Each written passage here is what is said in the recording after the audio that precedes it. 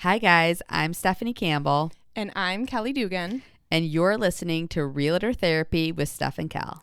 Just two real estate besties swapping stories, sharing the good, the bad, and the ugly of what it really looks like to be a full-time top producer. Stick around if you need a little therapy yourself. You won't regret it. Hello. What is up? Impromptu topic today. This is like the first time that we are actually recording and releasing in the same day. Yeah, this is going to be intense. Because this is an urgent topic. It's an urgent topic. I need a sip of water because big news. I need to cool off. Okay, so moral of the story. Let's start from ground zero really quick. And I actually want to voice this and see if there's anything I'm missing or anything I've incorrect. Because this is well, I'm not. Okay, sure. This is my, view on it all.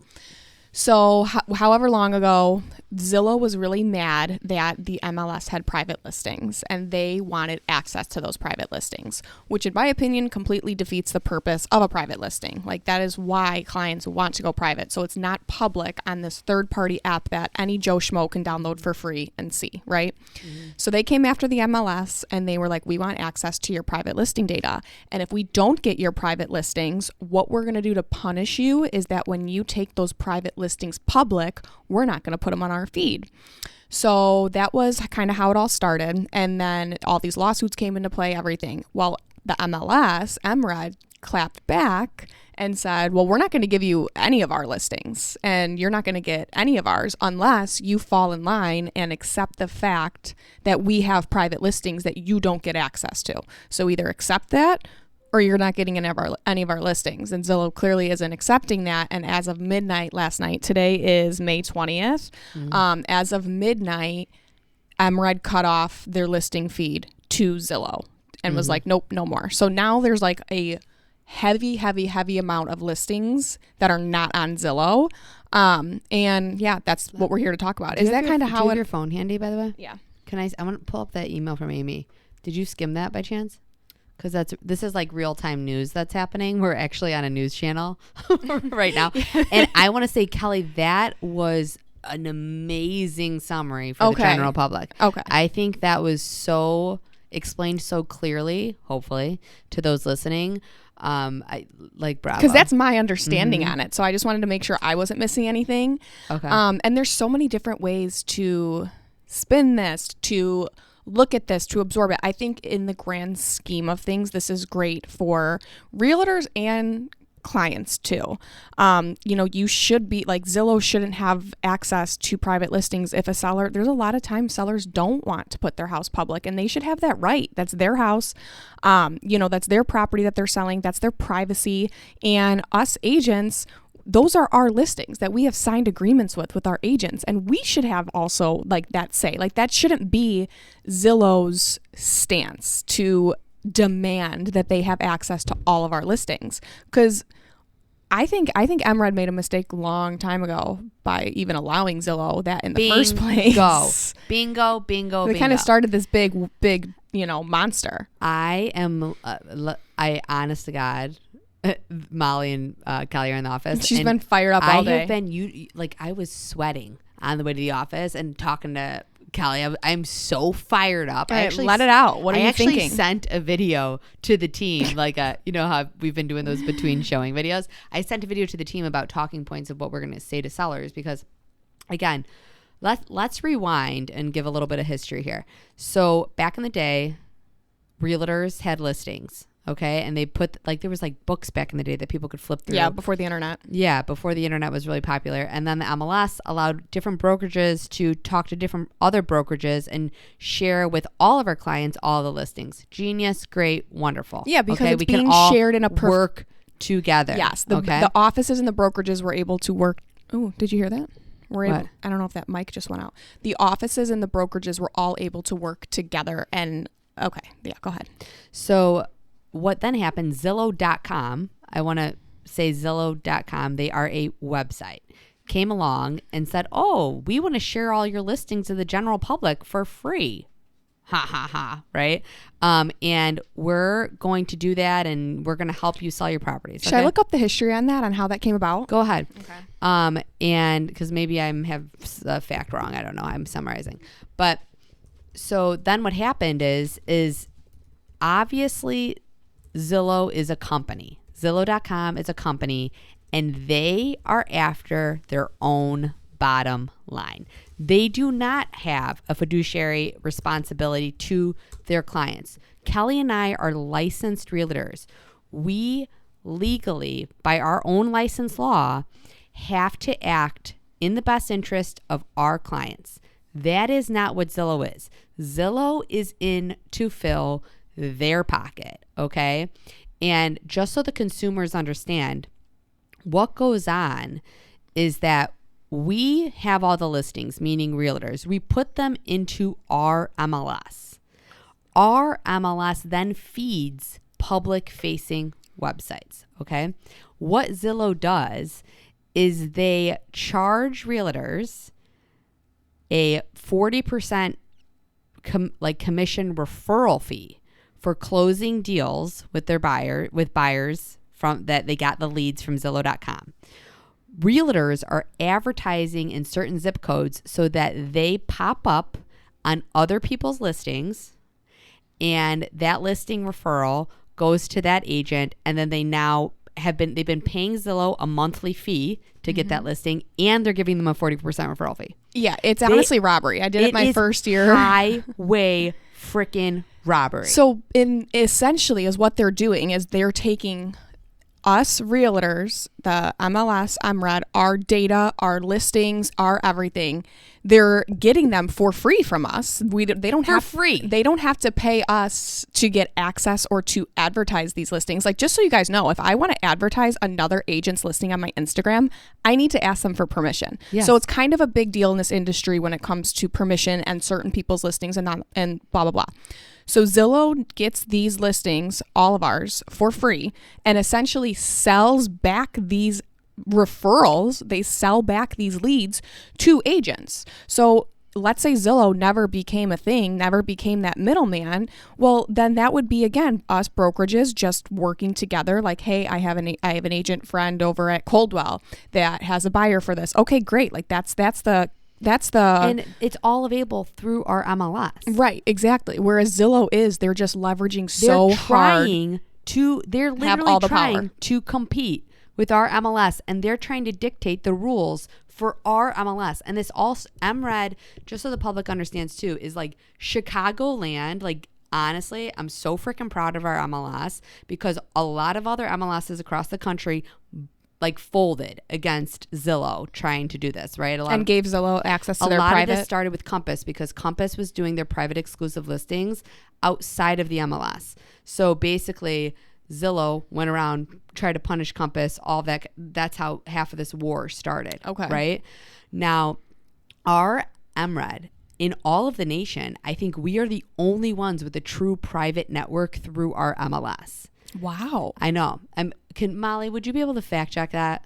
Or double check? I'm pretty sure that MRED, the Illinois MLS, is the only MLS with a true private market. Because like Indiana has something that is coming soon, but you can't change the price. You have to put it live in a certain amount of days. It's like kind of BS. It has too many rules. Yeah, there's like a lot of red tape. Really quick though, I did look up how Zillow even became a thing, and really it was when the internet blew up in early 2000s, and the MLSs, the realtors, the brokerages, they all thought that this would be good for more exposure, basically, is what it came down to. Yeah. But it just became this beast that is now trying to dictate the rules to the things that we're giving them. We fed the monster. And they should have never given our intellectual property to somebody else to control. Like that should have never been a thing. Maybe if it was like a month-to-month contract, like, hey. So it was like a lifetime contract, clearly? That I do not know. But back to the. Do you want the fact check? Tell me, what does it say? It says no, but it's saying that there are other private networks, but it's saying that Chicago has a specific private network. I think it is. I am fairly confident. It's just more elites. I'm fairly confident that our there's plenty of private networks out there, like Top Agent Network, for example, that I've talked about before on the podcast.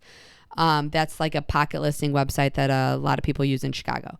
But our MLS is the only true like private listing network that is a very organized system throughout like through all realtors have access to through our MLS. Okay. So that our MLS has waged war on Zillow, and the precedent that is set here today is what will affect the entire nation. Because let's just say Zillow's trying to punish MLSs across the board or brokerages. Zillow is trying to punish anyone that uses a private network and that does not advertise on their website, which I cannot even for the life of me understand why they think they have any kind of control. Right. When the data and the information in the listing is ours and our sellers, it's not theirs to dictate anything with. Yeah, I agree. So preach, sis. The crazy thing is that they're trying to, so if our MLS wins this very, very important war that us realtors have to band together on, which I'm going to get to in a second too. If our MLS wins and Zillow folds, then that means Zillow cannot punish any of the other areas for pocket listings. So do you understand? So let's go over the outcomes here. So if Zillow loses and MLS wins, do we just go back to how things were to where they're going to still have our public listings and we have our private? Yes, I believe so. Yeah. Okay. Exactly. So and nothing is really probably going to change. Do you think that all of this is temporary with Chicagoland not having listings on Zillow currently right now in real time? I think it's probably short term because if Zillow has half a brain, which maybe they don't, I think they'll fold. And what happens if Zillow wins? Then they get access to our private listings. If Zillow because this is a lawsuit wins, ongoing, then maybe they do get access to our private listings. Wow. Yeah. Dun, dun, dun. Maybe look that up too, would you? But so the crazy thing is I want to explain the private network really quick because again, I think this is one of the most misunderstood tactics among realtors today. And I see realtors very passionately trying to bash the private network. And I just think it is literally a lack of education. And out of pure stubbornness, their brains are not open to the possibility that the private network could be a very excellent solution. And I'm going to put it very plainly for anybody listening.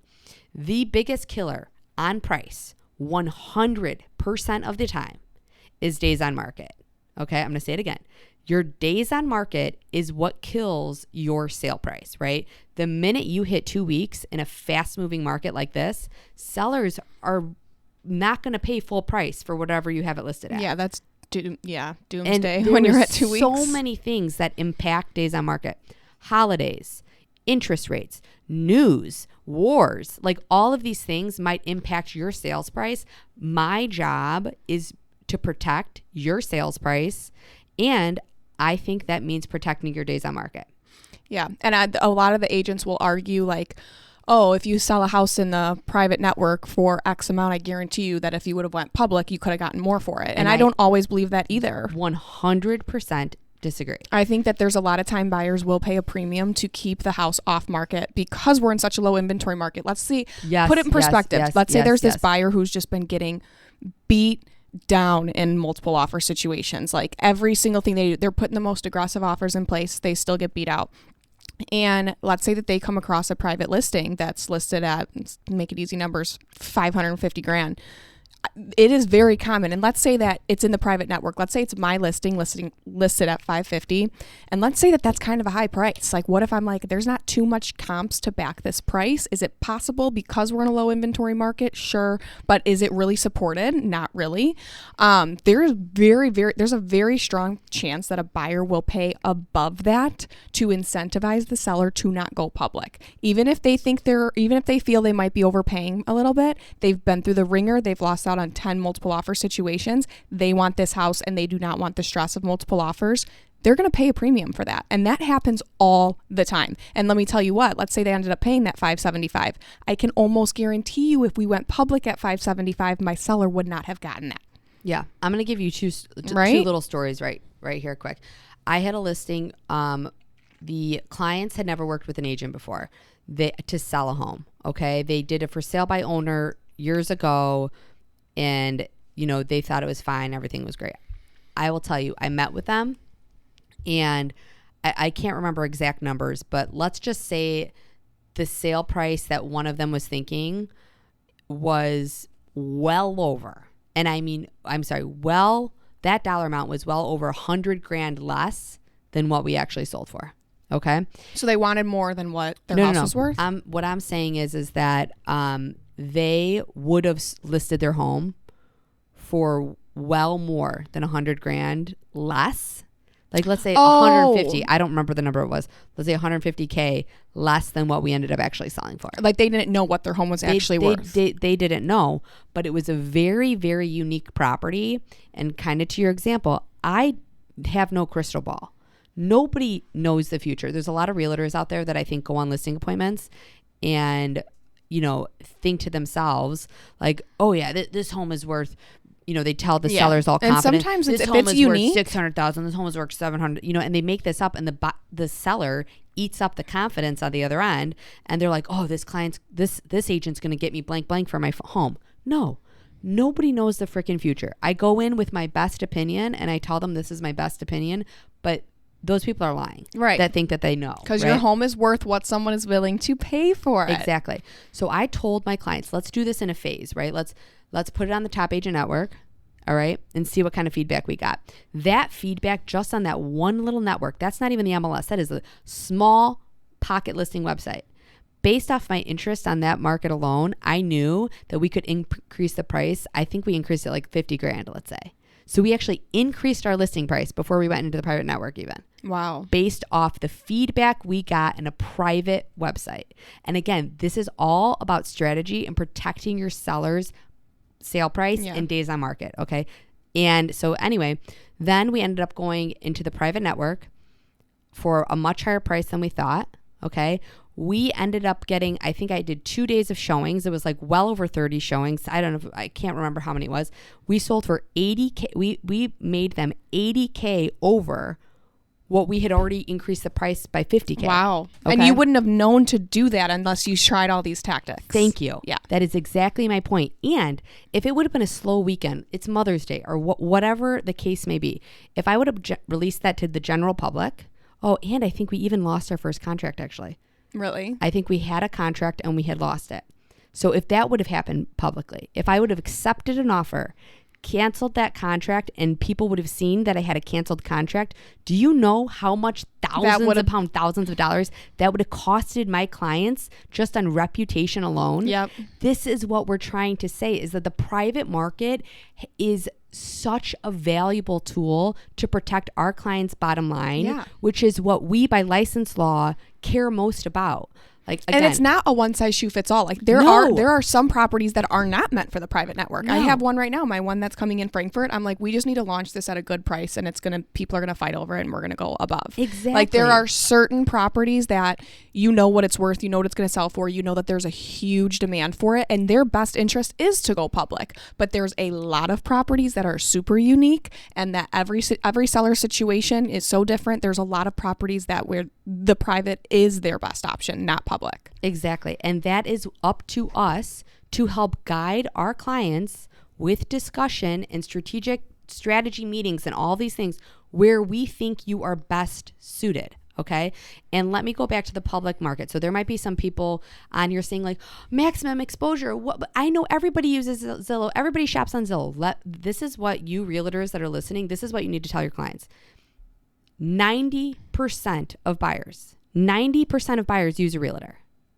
What do realtors use?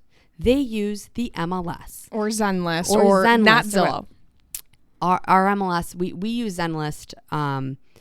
Most app properties does, but other brokerages might use the MLS. Right? But every realtor uses the MLS. Bottom line, they don't use Zillow. That we have are powered directly by our MLS and have access to the private network.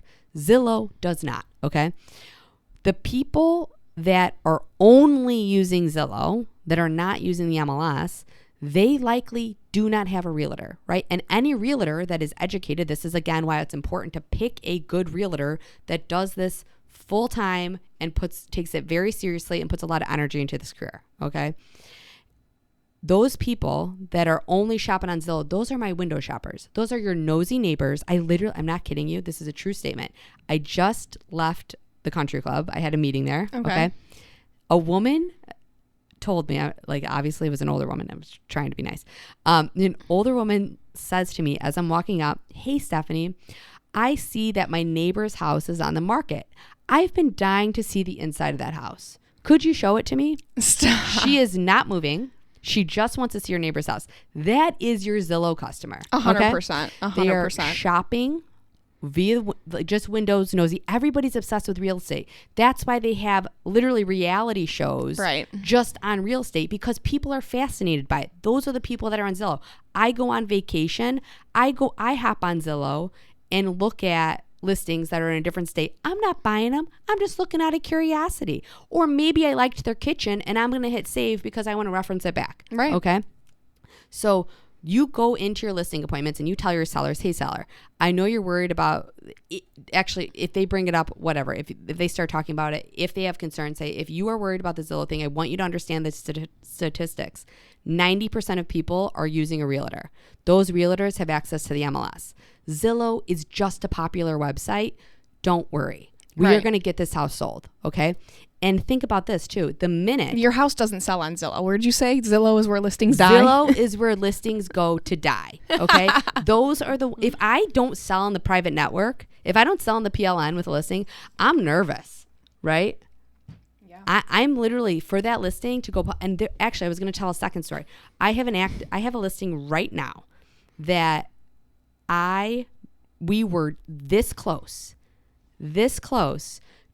and I mean a day away from going into the public market, $50,000 less than what we sold for, or what you listed for in the than PLN? what I listed for in the private network. And you guys got an offer the last day, and we got a full price offer as is the day before we decided we were going to go public and drop $50,000. Wow. Okay. Now I know that because we collected that feedback in the private market, but I was able to leverage whether we decide to go public or not with this agent, and it gave us a full price as is offer. Yep. Again, that is another complete success story. $50,000? Are you kidding me? I know. That's a huge amount of money. So you need a drink of water. Again, could not be more fired up. No, we're going to have to literally turn the volume down on this episode just because we're screaming into the mic. I'm screaming into the mic. I apologize. I just want people to understand. The other thing I want to get across is that she ain't done. Some brokerages, some brokerages are going to say "Oh, the big kahunas are not going to show your home on Zillow. I will." Shame on you. I'm literally, I hope you're listening. Shame on you. Okay. Because we are fighting a good fight for you guys to benefit for in the future. All realtors to benefit for. This war that is waged on Zillow is literally going to benefit all realtors. All right. And it truly is a good deal with a bad person is a bad deal. You don't want to do a deal with the devil. That's why I can't even bring myself to do Zillow advertising or anything like that, because I know their ultimate goal is to eliminate us, right? And to fill their own pockets. And it used to be I'm making this up, but I know in New York, for instance, the realtors have to pay $1 a day to put their rental listings on the market, right? It used to be $1 a day for every day that they're on. Then it was $2, $3, $4, $5. That's how the pricing goes. Here, maybe the referral fee started as 10%, 20%, 30%. It's at 40% now. Right. No, and that's insanity. And I will say, I'm sure there's a lot of realtors out there that are crapping their pants because they're probably very scared because maybe a bulk of their business comes from those Zillow referrals, right? Or those Zillow leads. That's how they survive. That could be. I just want to say have the confidence to sever the ties and break up. If you are a good agent, you have a solid referral base, you don't need Zillow.